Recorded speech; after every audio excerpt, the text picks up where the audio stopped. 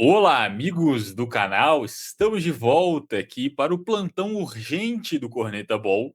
Saíram os 26 nomes que irão representar o Brasil na Copa do Mundo.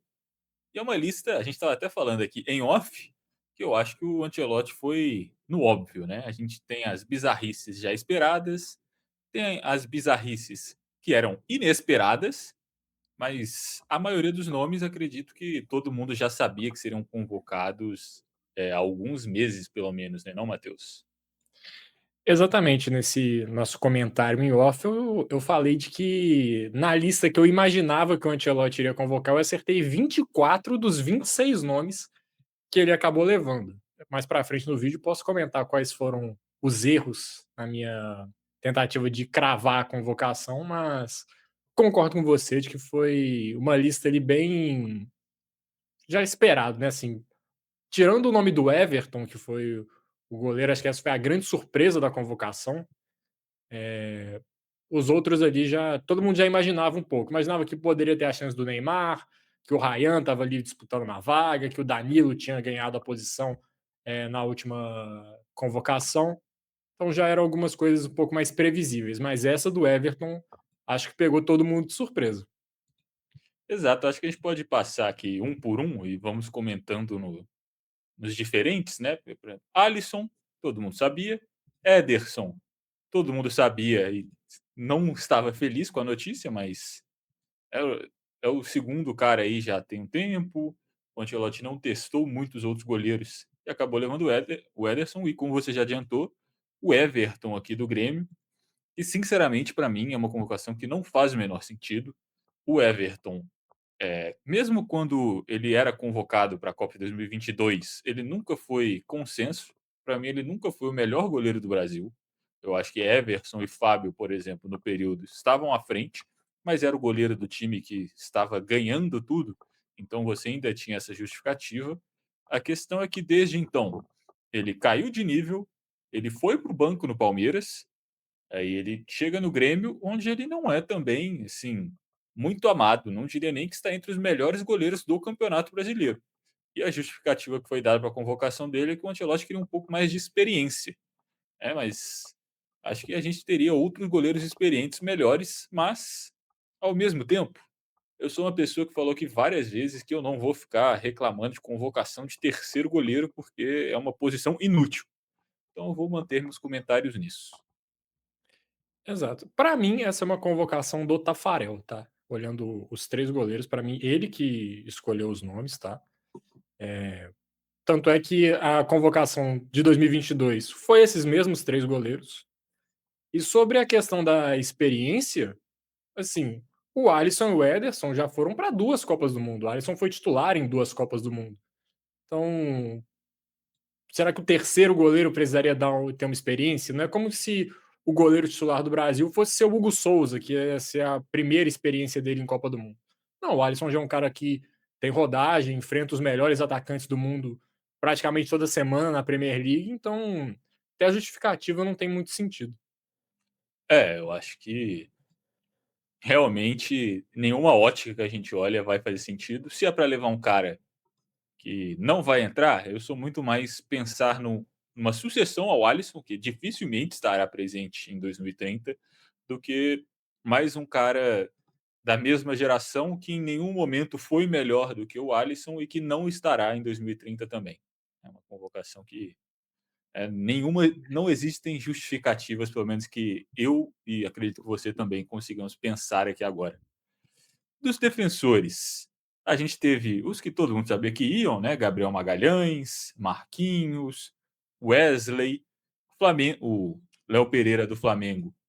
Parecia como o quarto nome realmente dessa defesa, né? Eu acho que está fazendo um bom ano, é uma convocação justa. Bremer da Juventus também é um cara que, se tivesse mantido saudável, eu acho que teria brigado por titularidade ao longo do ciclo e ser convocado também mais do que justo. E aí a gente tem laterais, né? Alexandro do Flamengo. Não sei se o Ancelotti assistiu a partida de ontem, Atlético Paranaense e Flamengo, que ele estava no estádio e o Alexandre fez outra partida muito ruim em 2026, assim como a maioria que ele fez esse ano. Danilo, acho que a gente já xingou o suficiente aqui essa escolha. não mudo nada do que eu disse nos outros vídeos, não faz o menor sentido também a convocação, é um cara que é reserva no clube para jogadores de nacionalidade brasileira, ele não é o titular na defesa e ele perde para 2 zagueiros brasileiros, não é o titular na lateral direita e tem 2 laterais à frente dele, um deles sendo brasileiro. Então a convocação de um cara para tocar pandeiro, eu sou sempre contra. O Douglas Santos é um jogador nota 6, 7, né, eu acho que no ciclo é o que foi mais constante, mas também não sei se eu levaria. E o Ibáñez aparece como o reserva de lateral direito, né, apesar de ser um zagueiro de origem, o Ancelotti convocou só o Wesley para lateral. É, e com possibilidade de ser titular, né, porque a ideia dele era ter um Militão por ali, o Ibáñez, em termos de característica, é mais parecido do que o Wesley, que é um lateral bem mais ofensivo do que o zagueiro do Real Madrid, que não foi convocado por conta de lesão.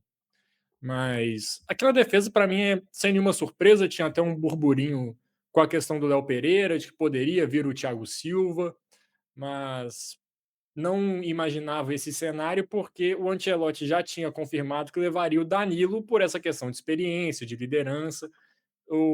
E a convocação do Thiago Silva, apesar dele ainda ser um bom zagueiro, viria nessa mesma ótica, né, de ser um cara ali que já foi capitão em Copa do Mundo, que é um cara rodado, que poderia ser uma liderança. Então, acho que perderia um pouco o sentido você levar dois caras nesse perfil.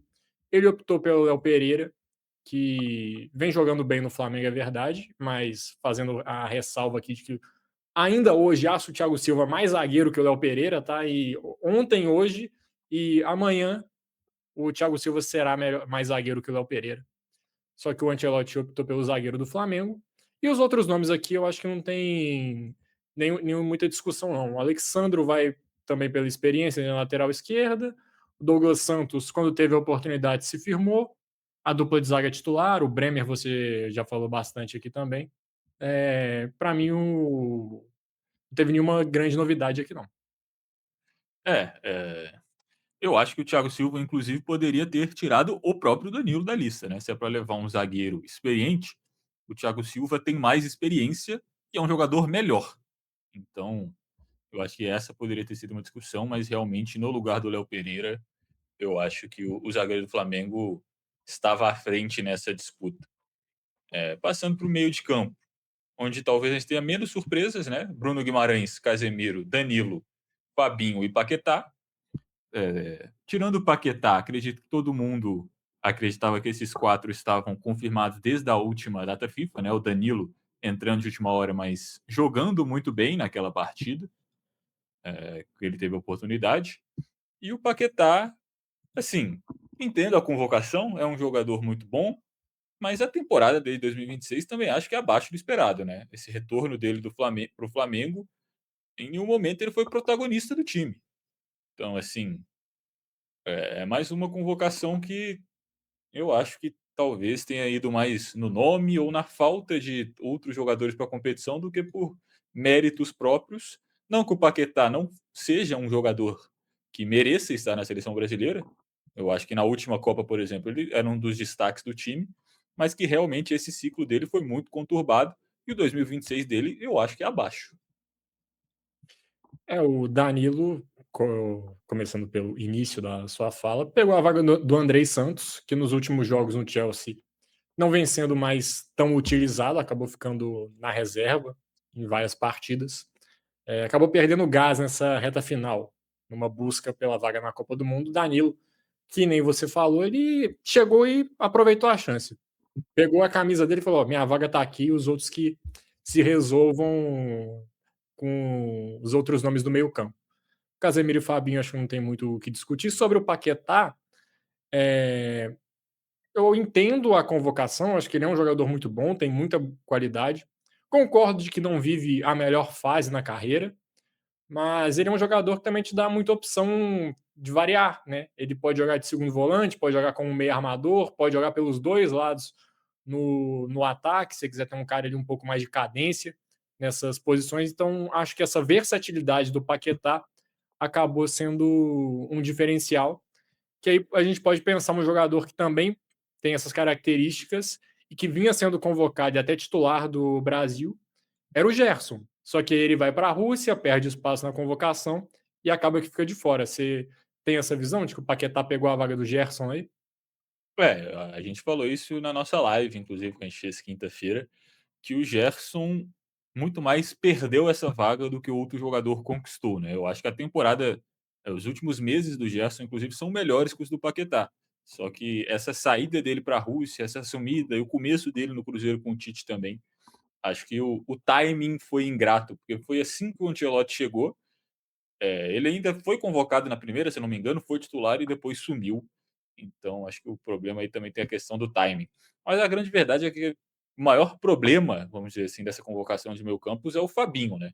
É porque a gente já estava acostumado com essa ideia, mas eu acho que nos últimos 3, 4 anos o Fabinho não fez nada para que ele merecesse ser uma opção aqui. O Andrei Santos tem jogado bem melhor. O Fabinho não era convocado há um tempo, até que o Casemiro chegou numa entrevista e comentou sobre o Fabinho, e aí ele voltou à seleção e não saiu mais. Mas a verdade é que nem nos amistosos o Fabinho não estava jogando, né. Então é outra dessas convocações que eu acho que é indefensável, porque E não é como se o Casemiro fosse um jogador inexperiente, né, para você precisar de alguém experiente na posição, não está jogando bem, não vai para a Copa de 2030 e trinta e em nenhum momento da carreira ele conseguiu disputar vaga com o próprio Casemiro. Não vai ser agora que ele vai ter a condição disso. exatamente, eu concordo de que o Fabinho aí é uma invenção do Ancelotti para se fosse um treinador brasileiro fazendo essa convocação, todo mundo ia falar que estava inventando, então, falar isso do Ancelotti também. Mas, trazendo aqui o contraponto, que você citou o Andrei Santos, tinham outros nomes que, despontavam ali como os sucessores para essa camisa 5 da seleção brasileira, o André no Fluminense, o próprio João Gomes do Flamengo, os 2 no Wolverhampton, mas a verdade é que nenhum deles ainda estourou na carreira. O Andrei fez uma boa temporada no Strasbourg, na França, foi para o Chelsea, mas não conseguiu se firmar e é muito difícil, ele é muito concorrido aquela vaga no meio do Chelsea. Você tem o Caicedo e o Enzo Fernandes, que são bons jogadores, e o Wolverhampton faz uma temporada horrível na Premier League. Isso impacta o desempenho dos meios-campistas brasileiros. E o cachorro do Bruno ele tá querendo saber sobre a convocação também. Tá dando a opinião dele E sobre o Fabinho aqui. acho que ele não gostou muito do Fabinho, veio fazer o protesto dele aqui no vídeo. Mas a bem da verdade é que não teve vi um outro nome assim muito claro. Eu não levaria, preferia dar uma oportunidade para esses jogadores mais jovens também, que têm oportunidade de estar em 2030, se darem sequência na carreira. Mas hoje eu também não vejo eles como uma grande solução. Tipo assim, saiu o Casemiro, vai entrar o André. Eu não ficaria tão tranquilo. Como não fico tranquilo com o Fabinho. Então não é como que se fosse um grande problema que tivesse alguém que foi injustiçado com essa vaga. Eu acho que talvez eu estivesse mais confortável com João Gomes, André, o próprio Andrei, do que o Fabinho, mas entendo que também eles não são, como você disse, injustiçados, eu diria mais, eles não têm presença confirmada, né, eles tiveram oportunidades e nenhum deles conseguiu cravar o nome deles. Mas mesmo assim, eu acho que fazia mais sentido do que o Fabinho. É que, de novo, é um nome que a gente já sabia há um tempo que estaria presente, então a gente se acostumou um pouco com a ideia, mas que também eu diria, indefensável, assim como o Alexandro, o Danilo e os outros que a gente já comentou. E partindo para o ataque, Matheus, talvez a gente teve a maior surpresa aqui, e eu diria que não é uma presença, é uma ausência que a gente vai comentar. Os atacantes Endrick, Martinelli, Igor Thiago, Luiz Henrique, Matheus Cunha, Rafinha, Ryan, Vinícius Júnior e Neymar. E assim, não sei se as pessoas, quando eu estava lendo os nomes, perceberam, mas João Pedro ficou de fora. E o João Pedro é talvez o atacante que mais teve minutos, desde que o Ancelotti chegou nessa função de 9 ali. E na hora H ele ficou de fora. Deu entrevista, inclusive, há 1, 2 semanas atrás, falando sobre a presença do Neymar, que seria melhor com ele, não sei o quê. Não sei se ele estava preparado para perder a vaga para o Neymar ali. Exato, esse foi o meu segundo erro, né. Falei na questão do Everton. Na minha lista Na minha lista que eu imaginava o Ancelotti fazer, tinha o João Pedro e não tinha o Ryan. Na minha lista preferencial dos jogadores que eu levaria, o Ryan estava. Mas o João Pedro também, se eu não me engano. Posso até conferir depois. Só que é realmente uma surpresa. A questão é que também não sei nem se ele perdeu a vaga com o Ryan diretamente ou para o próprio Neymar. Talvez tenha sido ali com o Igor Thiago, com o Endrick, que são jogadores ali mais na característica de centroavante. O Matheus Cunha pegou a vaga de titular nessa função. O Endrick foi para o Lyon e essa mudança colocou ele na Copa do Mundo. A verdade é essa. E o Igor Thiago vive uma fase muito boa. A questão é que o João Pedro também está fazendo seus golzinhos na Premier League. Se não me engano, ele é o quarto ou quinto artilheiro do campeonato e acabou ficando de fora, mas também não vejo ele como uma grande ausência, assim, no sentido de ser um cara que vai fazer muita falta, porque os nomes que foram, que eu já falei aqui, eu acho que ou estão no mesmo nível ou são até melhores que ele. Por exemplo, a perspectiva do Endrick é muito melhor que a do João Pedro. Talvez a fase do Igor Thiago hoje seja melhor que a do João Pedro. E dentre esses nomes ali, do Ancelotti tabelando ali posição, é dois para cá, três numa posição. Sobrava uma vaga, ele acabou chamando o Neymar, mas pela história, pelo nome que tem, já por ser um gênio e que pode, em algum momento, tentar resolver uma parada. Acho que foi isso que o Ancelotti imaginou. Por isso o Neymar está na lista e o João Pedro ficou de fora.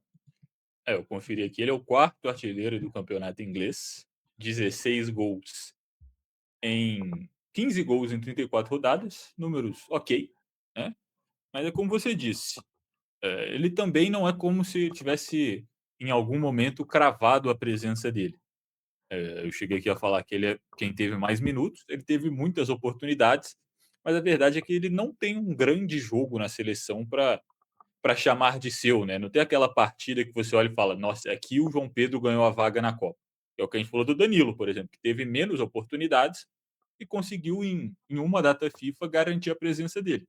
O João O Pedro Endrick, realmente o Endrick também, né, porque o Endrick é um cara que já era mais cotado pela mídia e pela expectativa que tem em torno dele. O Danilo já estava meio que esquecido, eu diria, surgiu como um teste de última hora e foi. O João Pedro não, o João Pedro, eu acho que desde o do mundial de clubes que a gente teve ano passado, que ele jogou muita bola pelo Chelsea, todo mundo já estava cravando que ele seria o 9 do Brasil na Copa. E ele ficou de fora, eu acho que dá pra gente falar para a entrada do Neymar, né, se você comparar os nomes que estavam nas últimas datas FIFA e nessa, né, nessa convocação para a Copa, é praticamente a mudança Neymar no lugar de João Pedro entre os atacantes. Não que eles disputassem, como você disse, a mesma posição, mas na cota de atacantes eles acabaram aí tendo esse duelo e o Neymar saiu ganhando. Eu acho que o Neymar, né, não é segredo para ninguém, foi muito mais pelo nome do que pelo futebol jogado. Não faz uma boa temporada pelo Santos. Esse negócio de ele pode resolver um jogo, assim, ele não está resolvendo contra o Curitiba. Ele vai resolver no mata-mata de Copa do Mundo? Eu duvido um pouco. Pode acontecer. Né? A gente já viu coisas mais impossíveis no futebol se tornando realidade, mas eu não apostaria dinheiro nisso. Mas outra coisa que eu queria destacar aqui, Matheus, é que com a saída do João Pedro, tudo indica que o Endrick será o camisa 9 da seleção brasileira nessa Copa. Se o Ancelotti for jogar com um atacante mais fixo, se ele não quiser, por exemplo, um Vinícius Júnior ali no comando de ataque, como ele usou em alguns momentos. Eu vi, inclusive, pessoas dizendo que o quarteto de ataque do Brasil seria Vini Júnior, o Matheus Cunha, Luiz Henrique e Rafinha. E aí o Matheus Cunha, né, mais como um meia e o Vinícius mais como um atacante. Mas eu acho que o Endrick pode conseguir uma vaguinha para ele aí em algum momento também, se precisar de alguém mais centralizado. eu acho que o Endrick vai ser o 9 do Brasil, pelo menos na numeração. A camisa 9 do Exato. Brasil na Copa do Mundo vai ser do Endrick. Eu acho que esse vai ser o ataque do Brasil mesmo, que vai começar jogando, mas eu ficaria de olho não só no Endrick, mas também no Ryan, que chegou no Bournemouth muito bem, foi convocado na última lista, está na seleção agora, e eu vejo um mundo dos dois ganhando a posição durante a Copa. Se não der certo ali com um Vinícius Júnior jogando mais à frente, ele resolver puxar um Rafinha para o meio e o Vinícius Júnior para a esquerda para ter o Endrick mais centralizado. E se o Luiz Henrique não mantiver as atuações que ele teve nos amistosos, nas eliminatórias na Copa do Mundo, eu também vejo o Ryan pegando essa posição. Mas eu fico feliz só de não ter o Martinelli no time titular, que foi um que a gente viu no jogo contra a França e deu muito errado, né? É, que é outro que está na lista, né, mas que também é um outro desses nomes que a gente se acostumou a ver e por isso não geram tanta comoção como talvez deveriam, porque o Martinelli também não faz a melhor temporada no Arsenal, onde ele é reserva para o Trossard. E né, convenhamos que o Trossard não seria convocado para a seleção brasileira. Pelo menos eu não É, convocaria. João Pedro ou Martinelli? Cara, eu sou mais João Pedro nessa Eu disputa acho que aí. eu levaria o João Pedro também, porque para a É, esquerda você pode ter o Rafinha e o Vinícius, para a direita você tem o Ryan e o Luiz Henrique. O João Pedro faz uma temporada melhor que o Martinelli, que nem o Bruno trouxe os números, são 15 gols na Premier League, eu acho que o Martinelli tem 4, alguma coisa assim, jogando num time bem melhor. exato. É que o Martinelli também traz mais flexibilidade, né? Por exemplo, a gente já viu o Brasil jogar com Vinícius Júnior e Martinelli em campo, que foi contra a França, né, justamente, que ele dava essa cobertura pela esquerda, voltava, ajudava bastante na defesa, então é um jogador que cumpre um papel tático. É muito rápido, né, às vezes num segundo tempo para puxar o contra-ataque, também tem seu valor, mas nessa função, pelo menos eu prefiro o Ryan hoje em dia, esse jogador para atacar o campo aberto, como eu já disse, para mim é o segundo melhor da seleção brasileira nesse tipo de situação, atrás só do Vinícius Júnior. Mas eu acho que pelo menos Endrick e Ryan, que a gente comentou, vão ser jogadores carimbados no segundo tempo, eu diria. Aquele, para descansar os titulares, se estiver precisando buscar um resultado, eu acho que eles vão ser as primeiras opções desse ataque. Ou um Igor Thiago, dependendo da partida também, para um O chuveirinho, para uma desespero. pressão. Exato. É isso, mas tem algum outro comentário sobre a Alice, sobre algum outro nome ou já foi tudo? Ah, eu acho que a gente já falou de tudo, né? Você tem Quer mais dar algum uma, aí? quer dar uma nota para a convocação? Cara, vamos dar uma nota. Eu vou de. Tô entre 7,5 e 8. Eu tava entre 6 e 7. Podemos fechar no 7 aí se você Vamos quiser. fechar no 7 então. Porque, assim, os principais nomes estão todos aqui, né, eu acho que não tem ninguém injustiçado muito que ficou de fora. Mas ao mesmo tempo, eu acho que tem uns 5, 6 nomes aqui que a gente falou que, são injustificáveis. Então isso com certeza pesa a nota para baixo. Então eu acho E que a gente não pode pesa fechar. tanto, porque alguns desses problemas a gente já sabia que estariam, né, então, tipo, era a questão do treinador, então não baixa tanto para um 5, por exemplo. Eu acho que Exato. é uma convocação nota 7 aí eu fecho. É, pode ser. Nota 7. Pensando ainda que a gente não tem nenhuma certeza no gol, né, porque o Alisson, que é disparado o melhor goleiro, a gente não sabe a questão física dele, eu acho que dá para fechar nesse 7 aí. Exato. Então, ficamos por aqui? Ficamos por aqui, até porque vou editar esse vídeo e já postar logo em seguida, né, para pegar as pessoas enquanto ainda estão nesse clima de convocação. E 25 minutos quase, acho que tá bom, né. Tá bom, a gente agradece todo mundo que chegou até aqui. A gente pede o seu like no vídeo para você se inscrever no canal caso ainda não seja inscrito.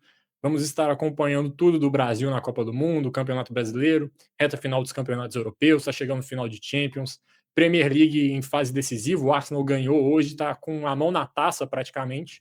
Então a gente vai estar trazendo conteúdo sobre tudo isso aqui. A gente pede que você comente aqui embaixo também o que você achou da convocação, se teve algum nome que ficou de fora, se teve algum nome que foi convocado que você não concorda, se você, o que você achou do Neymar ser convocado, se você gostou, se você não gostou.